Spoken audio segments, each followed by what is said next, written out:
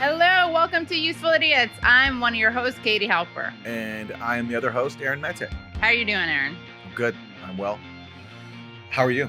I'm good. I just saw a very good series. I'm really projecting a lot. I feel very energized right now. But yeah, I want to share with you and viewers of the show that I just basically binge watched the show Beef.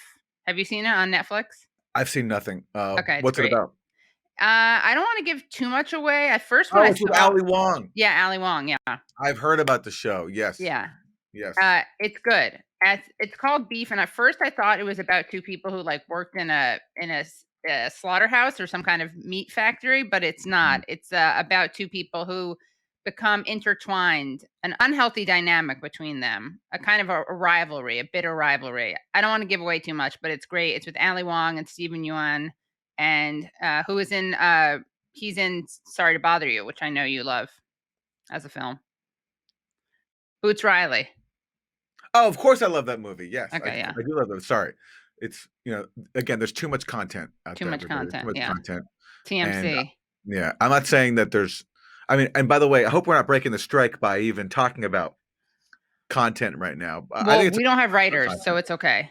Yeah. And we're not advocating that anybody option a film right now, so I guess we're not breaking the strike, but yeah. I mean, if you want to option Useful Idiots, the film, I'm not going to stop you. Just wait a couple weeks until the strike is done.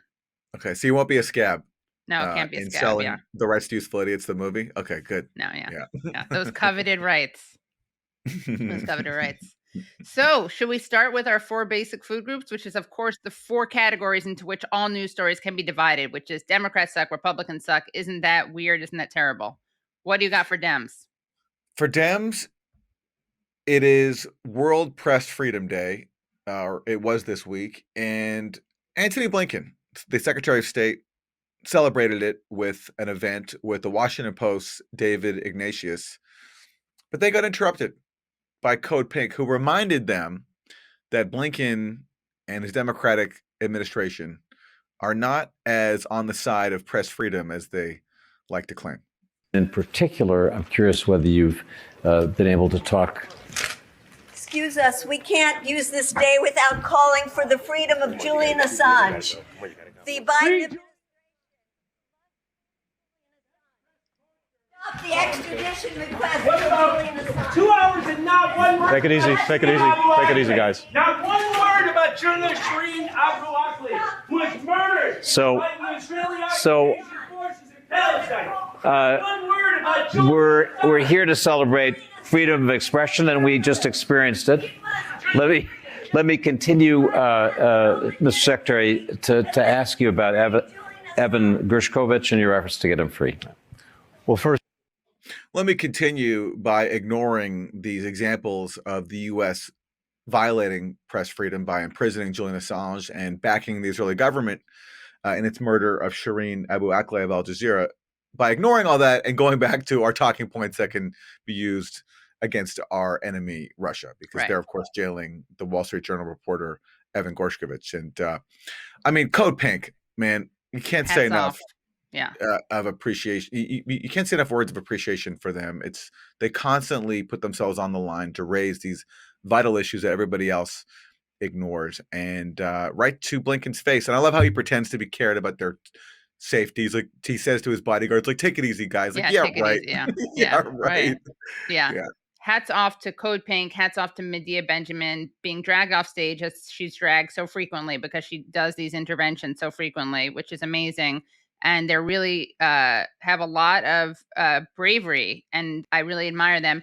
And what I do like is that, Code Pink, they wear pink. That's kind of their thing. They're called Code Pink, and they wear pink to kind of play on, I think, like gender roles, and because they're an all-women's organization.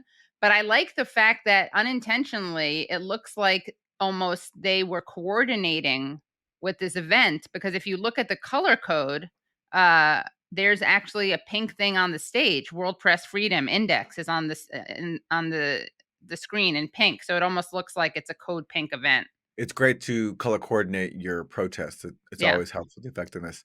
Yeah, I love how also the Washington Post, it looks like they cut the audio for a little bit there. Yes, they did. Purpose, is that they didn't know how to handle someone expressing their point of view on press freedom. Right. So and the U.S. hypocrisy on that. So their response is just to silence it. And then I guess maybe they realized that that wasn't a good look to like silence people on World Press Freedom Day. So then they let the audio come back in. Yeah. But yeah, I mean, just stunning hypocrisy for people in the U.S. government to pretend they care about press freedom when they are persecuting the world's most famous journalist. And and also the other code pink protester, the one that wasn't Medea Benjamin.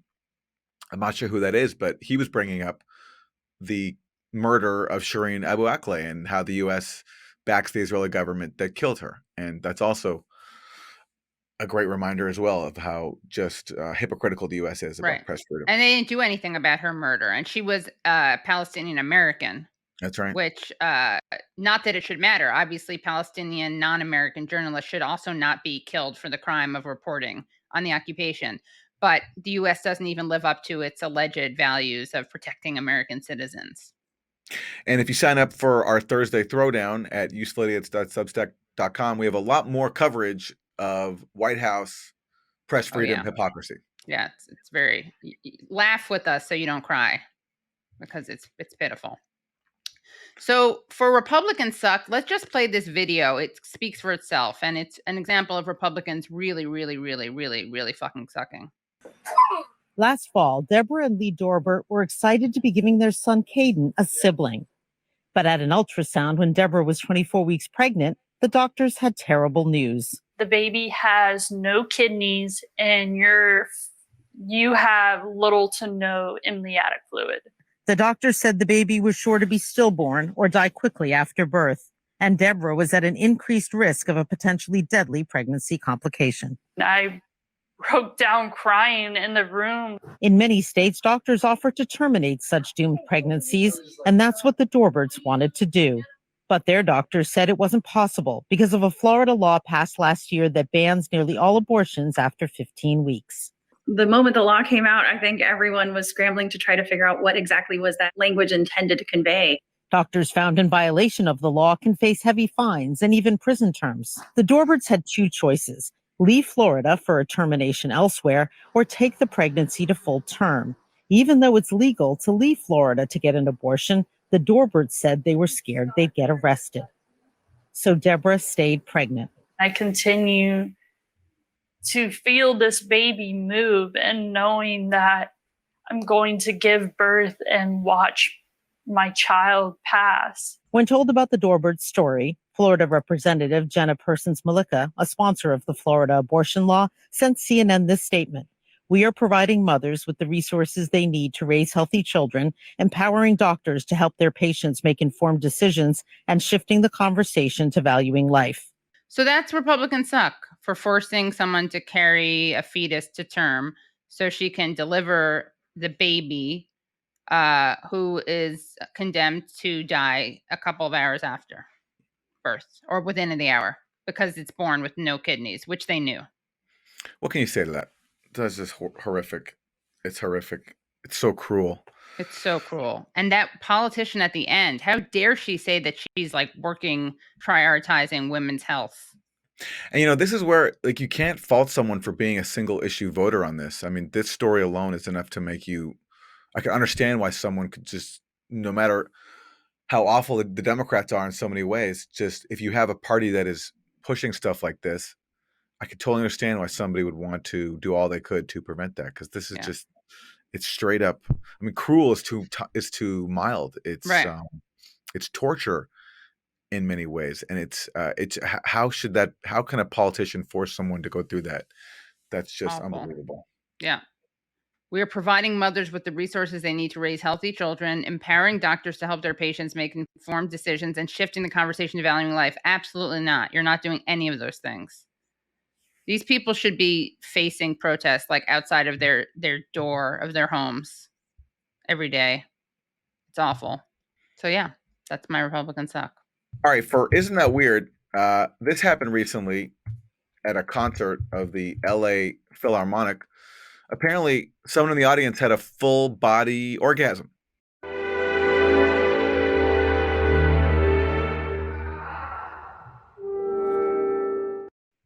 Perfect timing.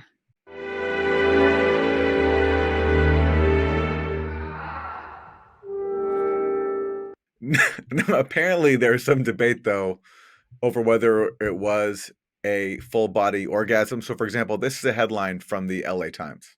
A full body orgasm at the LA Philharmonic. Witnesses offer conflicting accounts. So, apparently, the concert goers are debating whether or not it was a full body orgasm. So, who knows what the truth is. But what we can say is that classical music really is a wonderful experience, and everyone who has the opportunity should take it, because you might just have a full body orgasm. Apparently, it was Tchaikovsky's Fifth, which I guess is very, very moving. Reminds me of when Harry met Sally, and she's like, "I'll have what she's having. I'll have the Tchaikovsky she's watching, listening yes. to, watching." Yeah. Well, that indeed isn't that weird. So for Isn't That Terrible, we have a story out from the Met Gala. Let's take a look at this special guest of honor, uninvited, of course, guest of honor who showed up at the Met Gala.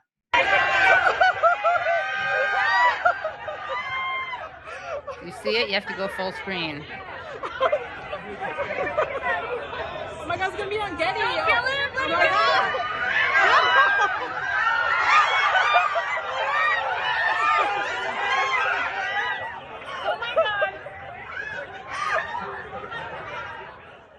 That was, for those of you who were just listening, that was a cockroach who showed up at the Met Gala, which is terrible.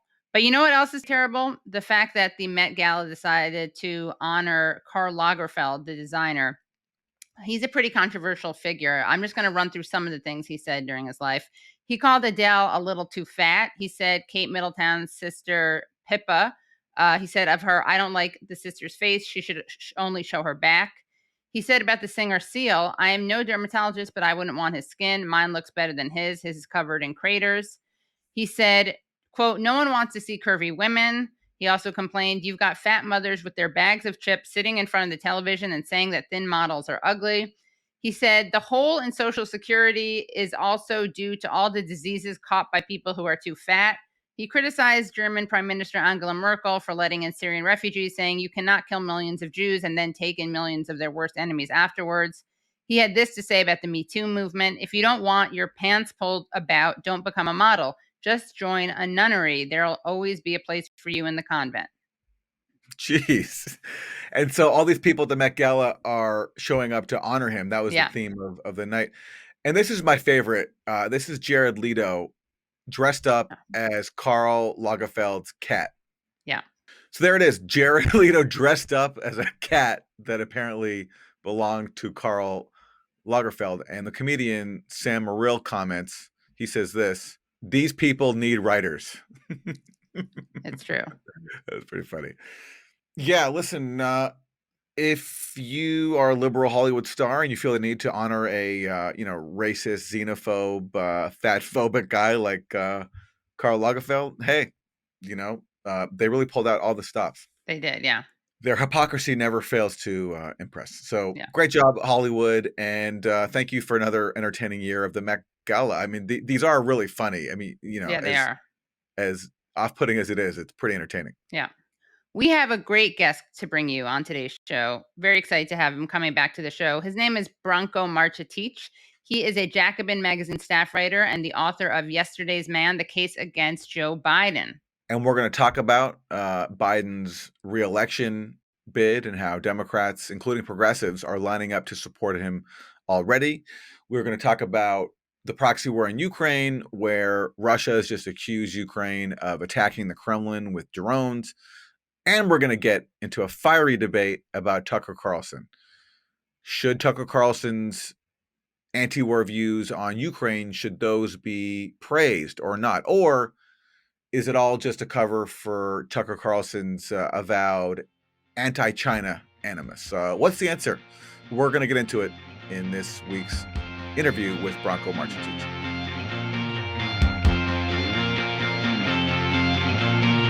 Welcome back, Branko. So glad to have you back on the show. Hey, thanks for having me.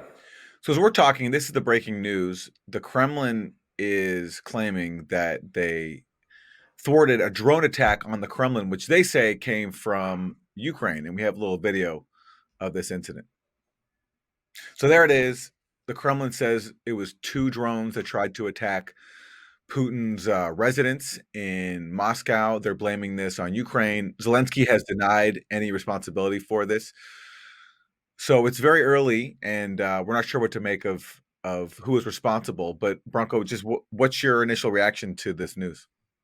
I mean, it's another reminder of how the longer this thing goes, the more chances pile up for this to just get completely out of hand. I mean, if it was Ukraine, we don't know. It wouldn't surprise me if it was, but we don't know yet. But certainly it does remind me of all the times that we know for a fact Ukraine has, struck within Russia or within what Russia considers its territory in ways that I would say were both kind of pointless militarily and incredibly reckless, because all they did was sort of provoke an even worse reaction. I mean, we'll see what happens, what Moscow does with this. But I mean, examples come to mind: the bombing of the Kerch Strait Bridge, the assassination of Alexander Dugin's daughter. There was a terrorist attack in Moscow against a pro-Russian propagandist, whatever it was, a month or two ago. All these attacks, again, like I said, they're not going to achieve anything militarily, but I think they will have an effect of both hardening both, I think, Russian public opinion and the thoughts of Russian policymakers and Putin himself, and just make everything a little harder. It's not. There's no moral quandary here, in terms of, of course, Ukraine is being attacked. It has, the right to strike back, but it's just, I don't think it makes a lot of sense. And I think it's just going to potentially inflame things to a point that is bad for not just Ukraine, but all of us. Let's listen to Zelensky's response, where he issues a denial. We don't attack Putin or Moscow. We fight on our territory. We are defending our villages and cities. We don't have, enough weapon for this. That's why we don't use it anywhere. For us, that is the deficit. We can't spend it. And we didn't attack Putin.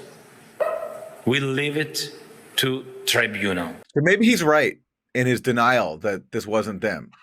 But I don't buy his excuse here, because he says we don't attack Putin, we don't attack Moscow, we don't have the weapons. Well, they have before. They have at least struck targets inside of Russia. And there was that report based on the Pentagon leaks that the U.S. had to convince Ukraine not to attack Moscow on the anniversary of the invasion. So if that leak is true, then that would undermine Zelensky's claim here that they don't launch attacks like this. Yeah, I mean, as I said, I just gave you a list of examples where they have done exactly that. And I mean, in the certainly in the Dugin example, the US later said, I mean, this is what they said to the papers, but to take them at their word, they said they had no idea that this was happening, and that the Ukrainian military, the Ukrainian government, kind of did this behind their backs. So the idea that they would do something like this, and then the US would not be and do it against US policymakers' wishes is not really out of the question. But it remains to be seen. We'll have to wait and see what happens and what evidence is produced that actually ties Ukraine to this. Kiev Post tweeted, Ukrainian Postal Service announced the launch of a new stamp right after the attack on the Kremlin. And if you see, there's an image of that new stamp, which has an image of the Kremlin on fire. Well, I've not seen that. I mean, if the Kiev Post is saying that, then that puts... But that makes things very different. I mean, that suggests that this very much was a Ukrainian attack, as Russia's claiming. I mean, they did the same thing after the Kerch bridge bombing, right, where there were commemorative stamps immediately issued. And then I think once the whole thing kind of became this huge controversy, the Ukrainian government kind of said, oh, actually, no, we had nothing to do with this. The bombing wasn't our doing, which, of course, begs the question of how they had stamps ready to go to release moments after the attack. And I mean, the same question you can ask here. So now, I mean, seeing that's a very, very different set of circumstances. Although to play devil's advocate, they could just be celebrating it, not saying that that Ukraine necessarily did it. but yeah, it is. It's a very quick turnaround for commemorative It is stats. a quick turnaround. Yeah, that is true. That is Impressive very true. artwork. Yeah, impressive artwork. Yeah. Well, speaking of Russia and Ukraine, one of your many pieces that you've written at Jacobin is about the leaked Pentagon documents and how people are missing the story there. So, what is the story that's revealed by the leaked Pentagon documents, especially when it comes to Russia and Ukraine? I mean, there's not really just one story. There's so many different kind of, fairly monumental tidbits that we got. I mean, some of it, people say it's been reported before, and it has, but I think now the fact that it comes in the form of official documentation from, top secret documents from the government, it confirms what had just sort of been reported here and there, and I think also brought a lot more attention to this stuff. So, I think one of the top line revelations was the fact that, despite the fact that Joe Biden said really early in the war, we're not going to send U.S. troops into this war, we're not going to have boots on the ground. It turns out that there are boots on the ground. There's U.S. and other NATO special forces personnel that are in Ukraine doing something. I mean, the Biden administration says that they're just guarding the embassy. Maybe that's true. The Biden administration also said that the leak had been done by Russia. So, I think we can't really take their word on that. Another major revelation, there was last year a bit of a run-in between a Russian and a British plane that caused some alarm. The British Defense Secretary went to Washington, this very kind of sudden and urgent trip. And they were saying, don't worry, this is no cause for alarm, but this is just, we have to talk about war stuff. It turns out, we know from these documents that actually was a really serious incident. And in fact, a Russian plane fired at a NATO spy plane, a British spy plane, because the pilot had misunderstood the instructions he was getting from the ground.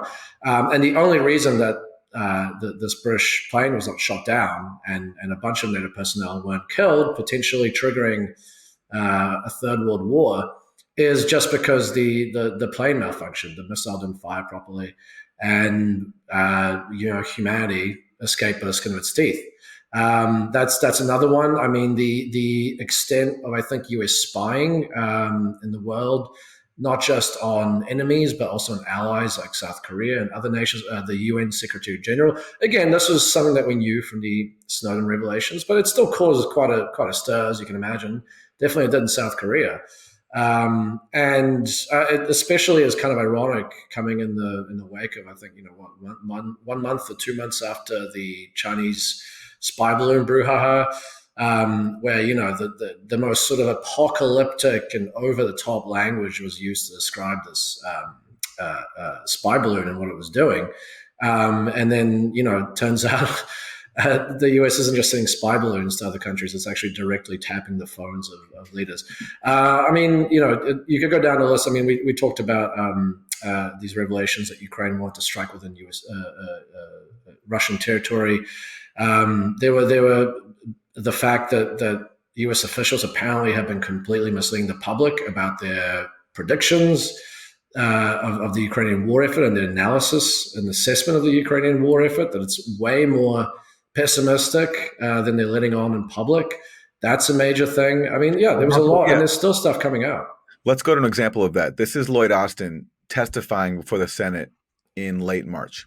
With regard to your optimism about Ukraine having the upper hand, that is what you told me yesterday. It is. Now, what I was about to say, Senator, is that Ukrainians have inflicted significant casualties on the Russians, and they have depleted their inventory of armored vehicles in a way that no one would have ever imagined. And so now we see Russia reaching for T-54s and T-55 tanks because of the level of damage that the Ukrainians have inflicted on them. And we have, in the meantime, been— And reaching for those tanks demonstrates what to you, sir? It demonstrates that their capability is waning. And we've continued to witness them be challenged with artillery munitions and other things, and they're reaching out to Iran, they're reaching out to North Korea. I think we'll see an increase in the fighting in the spring as conditions for maneuver improve. And based upon the things that we've done and continue to do, I think Ukraine will have a real good chance. Do you believe? So that's Lloyd Austin. He says that Ukraine has a real good chance in its spring offensive. And now we know that privately, the Pentagon doesn't believe that. The leaks have shown that at best, the U.S. assesses that Ukraine will make modest territorial gains, and that's at best.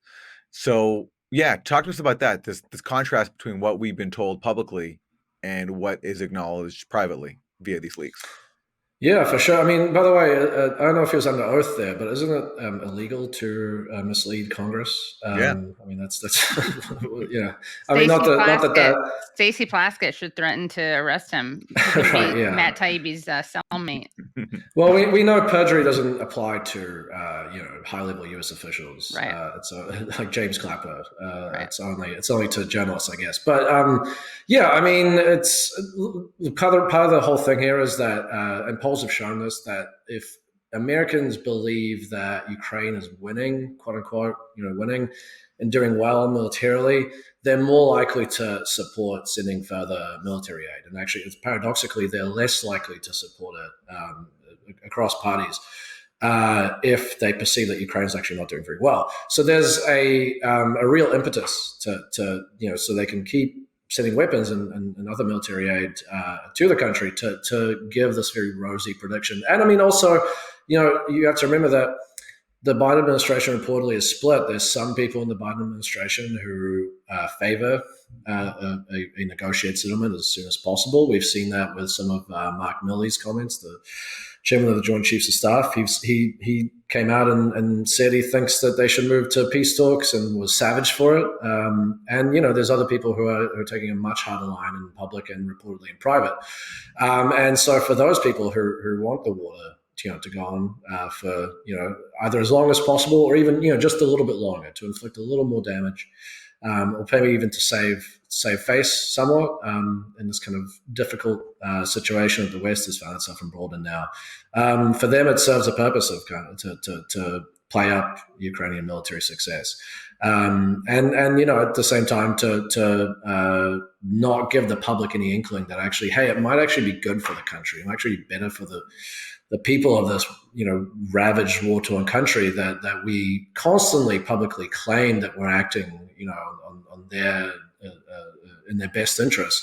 That maybe it's better for them for the war to end, even if they end up losing territory. Because maybe I'm just crazy here, but I think human lives are a lot more important than a patch of land somewhere. So there's a lot of interest in kind of presenting this very sunny picture to the public, I think. And how would you describe the media's focus in this story? I mean, they're not focusing on the revelations. What are they focusing on? It's the same thing every time there's a leak, an embarrassing or politically inconvenient or damaging, even politically damaging leak. They end up talking about the leaker, whether the leaker is a good or bad person. Are they a hero? Are they a traitor? So on and so forth. Their psychological makeup, their motivations, everything but the actual substance of the leaks. I mean, we saw this as well during the Twitter files stuff as well, where there was a lot of pretty important revelations, in my view, in the Twitter files. And I think, if you look at it objectively, in almost anyone's view, they were very important. But then all of the discussion came out to be about, is this helping or hurting Elon Musk? Is this part of Elon Musk's plan? What about the reporters who are showing us screenshots of all these documents? Are they good or bad people politically? What do they want to do? So on and so forth.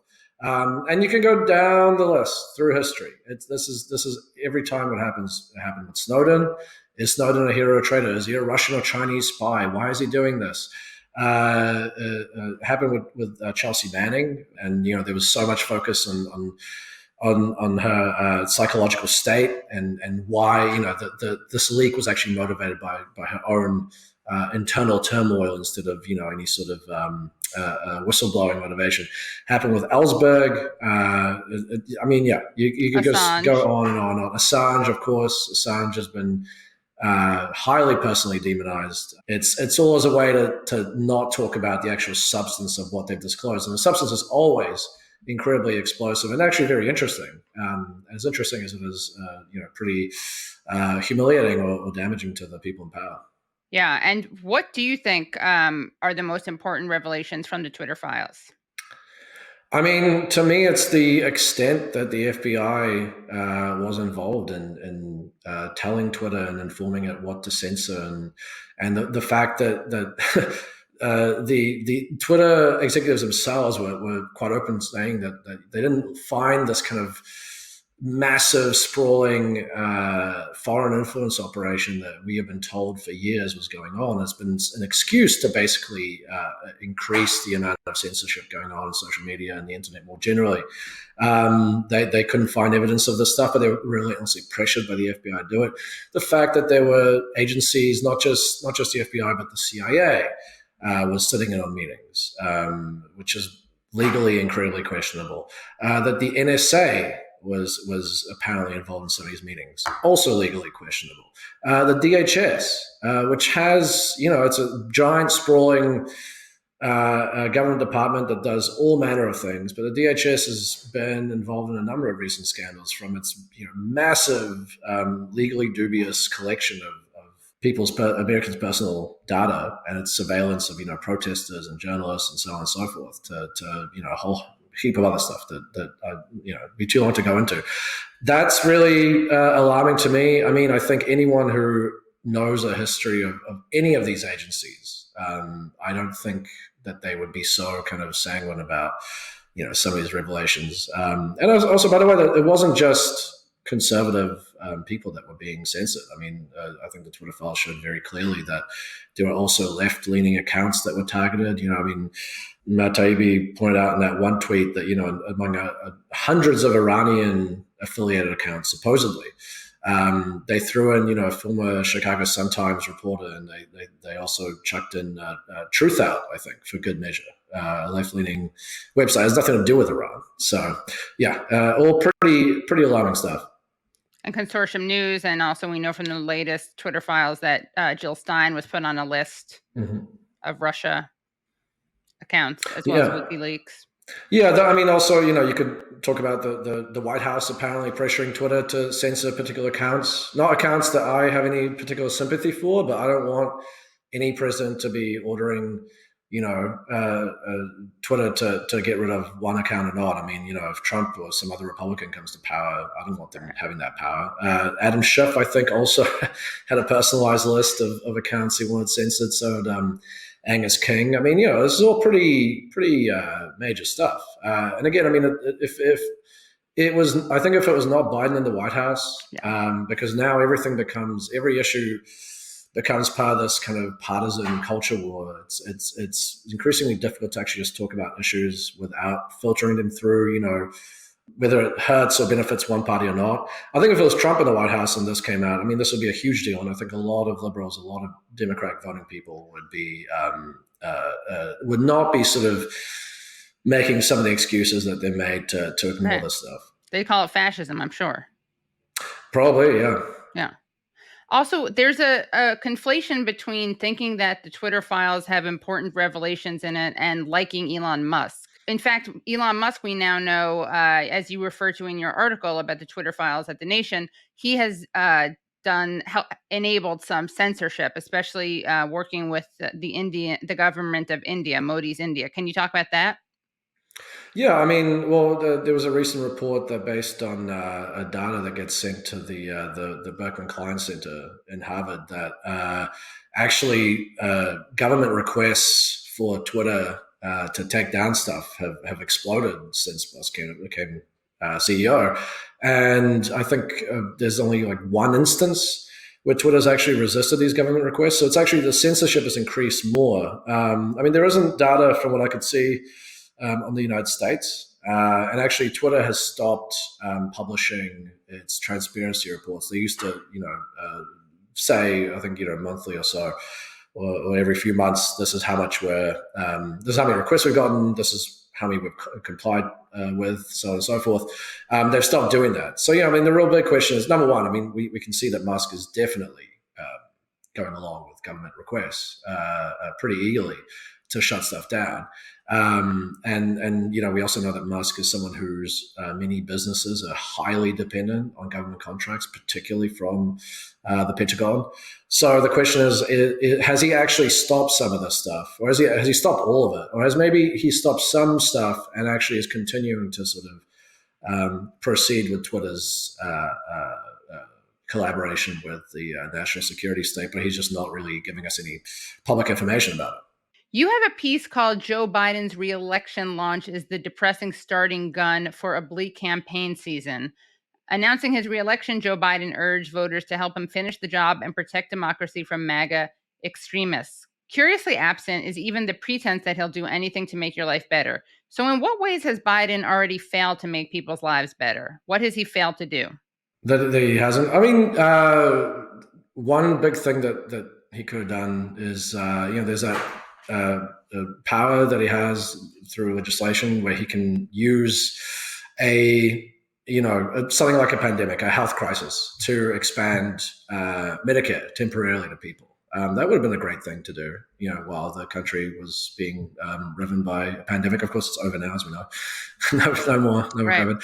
But, he could have done that while the issue was live, and it would have really made a huge benefit to people. I think another thing he could have done is to not end the COVID state of emergency. And that's not because I have any, nostalgia or longing to be locked in my house again, but because what this emergency actually did was it enabled a host of kind of expansions, basically, of the U.S. welfare state, particularly around more generous food stamps and basically a form of Medicaid expansion. And by ending that emergency and by actually putting it into legislation that they were rolling the stuff back, I mean, we're about to watch, progressively over the next few months, 15 million people, I think, lose their health insurance because of that. I mean, that's one thing. I mean, I think, to me, the fatal mistake of his entire presidency really can be dated to just after the passage of the stimulus bill, and when they started to look at passing what became the Build Back Better Act, which is a huge sprawling bill that was initially meant to be both massive funding for infrastructure and a huge expansion of the social safety net in the U.S. That was kind of written in large part by Bernie Sanders. That was kind of the centerpiece of Biden's presidency. And I think you can basically trace the moment that his presidency, at least so far, has unraveled, was when he decided to split that bill into two and say, well, actually, I'm going to take the infrastructure part, and because I want to be able to prove to people that I can still work with Republicans, that Republicans are great, and that we can, at the end of the day, we can do whatever, anything in the world if we do it together, and I can get, make people believe in bipartisanship again. So he split that, and then that's the part that actually passed because it got any sort of Republican and conservative Democratic buy-in. The social safety net stuff, it ended up withering on the vine, and now it doesn't even seem like Biden, has any inclination to bring it back. I would have thought, maybe if you were running for president and you wanted people to have a reason to, sit and stand in line for hours and hours to vote for you, you might tell them, hey, vote for me. And then he keeps saying, finish the job. What does that mean? Are you going to pass the legislation that died, or what does it actually mean specifically? It does not seem like that is it. The only thing I've seen from his campaign pitch so far is just, look how bad the Republicans are, look how bad Trump is. Do you really want this for another 4 years? Vote for me, I'm not that bad. Not exactly a particularly inspiring pitch. So you also, Branko, have a piece about Tucker Carlson. It's called "Tucker Carlson Isn't an Anti-Imperialist. He's a Rabid China Hawk." Tucker Carlson can't be credited for dissenting against U.S. war fever when he spent years on his Fox News show stoking major tensions with China. So tell us about this piece, why you wrote it, and what you're saying. I mean, I just saw after Tucker Carlson's firing, there was a lot of I looked at this Compact magazine piece in there, that kind of played up Tucker Carlson's heterodox views on foreign policy and saying actually he was this kind of brave populist truth teller. And I have not really been convinced by that argument for a long time. Certainly on domestic issues, Carlson, if you actually look past some of the kind of populist window dressing he applies, and some the odd reference to working class people and elites and so on and so forth. If you look at where he stands on issues like Medicare for all, or a $15 minimum wage, or the expanded unemployment insurance that was a real lifeline to people in 2021, and so on and so forth. He's actually against all those things. And I found, in foreign policy, look, I'm not saying that he didn't have certain views that I think actually were important to inject into the debate, because I think he did, regardless of his motivations.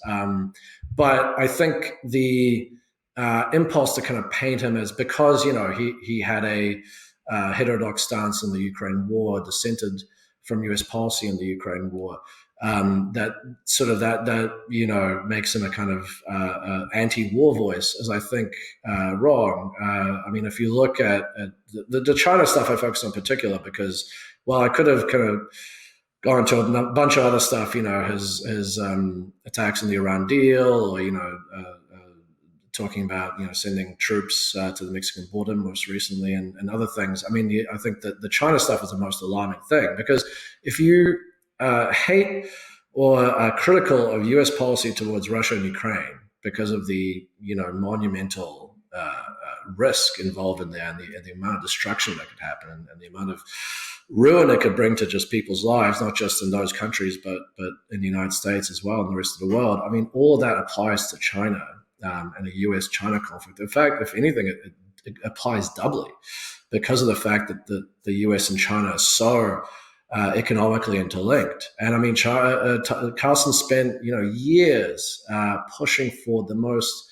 It was a mirror version of all the Russiagate stuff on MSNBC. It was the most over the top, kind of overwrought, fear-mongering propaganda about China, that it was basically controlling the United States, that elected officials were in cahoots with Chinese elites, that it was killing Americans, that it was responsible for every single problem that was plaguing the United States domestically, that it was this grave threat and enemy that had to be confronted, that the military and even intelligence agencies had to be kind of built up to be able to fight it, so on and so forth. So, I mean, I think it was ultimately, it's disappointing that there's no voice in cable news that will have any sort of dissent on things like U.S. policy towards Ukraine. But I also think, that we should be, wary of going in the opposite direction and now saying, oh, actually, Tucker Carlson is this great anti-war voice, because he actually, if anything, it was a major voice actually in driving this conflict that could be, just as, if not more, disastrous than what we're seeing in Ukraine right now. I have a slightly different take, although I agree he pushed some insane stuff about China, and he did drum up, animus toward China in the same way that like Democrats and MSNBC host pushed Russiagate mania. So I think that's a fair analog between Chinagate on Tucker's show and Russiagate on MSNBC. The one difference, though, is he did bring on people who disagreed with him, whereas on MSNBC there was zero dissent toward Russiagate. Whereas on Tucker's show, you could hear people like Jimmy Dore saying China is not your enemy, the military-industrial complex is. And even during, when Nancy Pelosi went to Taiwan, he was critical of that, and what I thought was a constructive way. And he basically said, if I remember correctly, he opposed any kind of war with China over Taiwan, even though I think you can fairly argue he was like stoking some of that jingoism around, that would encourage war with China. He did ultimately, I think, when push came to shove, come out and oppose it in ways, again, that I never would see on MSNBC, people saying, we should not be in this proxy war with Russia. So I don't mean to minimize all of his, anti-China hysteria that he pushed. And, that he had guests on there was that guest who said we should be we need a leader who will sit on a throne of Chinese skulls. So voices like that he would air, and I don't want to downplay that. But I guess where I think he differs is that he did have on-dissenting voices. He himself occasionally, dissented from promoting war with China over Taiwan. And on something really, really important like Ukraine, he was consistently airing anti-war voices, and whatever, as you know, his own motivations are not ones that I share, but it's just true that on this existential issue of Ukraine, he did set himself apart, and also on issues like Syria, where there was a very expensive, disastrous, dirty war. He was the only place to allow on dissenting voices on that, and I just my problem is, because Syria gets so often ignored, and because it's been so normalized that our bipartisan establishment supports the Ukraine proxy war, I feel like Tucker's role there in featuring those anti-war perspectives gets downplayed, and I think that's a mistake.